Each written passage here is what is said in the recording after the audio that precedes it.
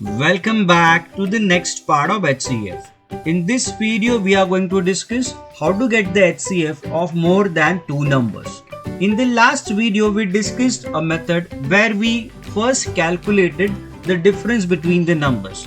So here also, you have to get the differences between the numbers, but in this case, you have to get more than one difference. That means you will be getting three differences. So if you are smart, you can avoid doing that. So I'll tell you how you can avoid doing that. First, we have to get the differences between the numbers. So if you get the difference between first and the second number, that difference is 10. If you get the difference between second and the third number, that difference is 5. And you have to get the difference between first and the third number also, that difference is going to be 15. Now, out of the three differences, we want the least possible difference. So that is nothing but 5. So 5 is the number that we want. So if you understand that we want the least possible difference, so you can avoid doing calculation for this 10 and 15. Why to do the calculation? If you have good observation, you can immediately catch that the least possible difference can be obtained by doing the difference between 45 and 50. Now once you get this number, you have to just cross check whether all your numbers are divisible by 5 or not. So if you look at the numbers, your 35 is divisible by 5, 45 is also divisible by 5 and 50 is also divisible by 5. So quite obviously your HCF is going to be 5. Now let's come to one more example.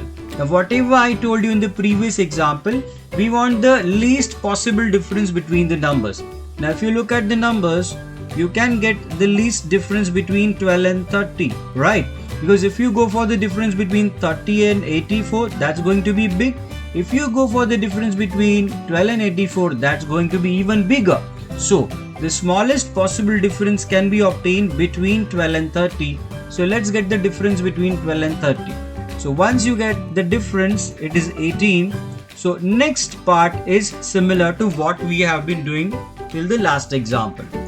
You have to just cross check whether all the numbers are divisible by 18 or not. So if you look at the numbers, they are not divisible by 18. So let's factorize 18. So this time we have to get the factors of 18. So the factors of 18 which should be lesser than 12. So your factors are, it can be 6, it can be 9 or it can be 3. So these are the three different factors of 18.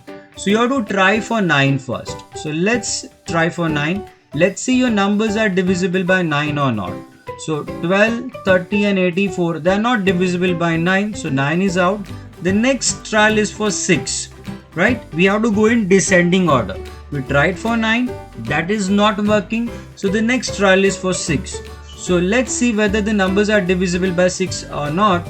So you can see 12 is divisible by 6, 30 is divisible by 6 and 84 is divisible by 6. So quite obviously this time your HCF is going to be 6. So look, what I said, we have to go in descending order. We tried for 9, it didn't work, so we tried for 6. If 6 is also not working, then you can try for 3. And if 3 is also not working, then you can try for 2, because 2 is also a factor of 18. But anyway, we have got the answer for HCF as 6 in this particular example. I hope the method is clear for everyone.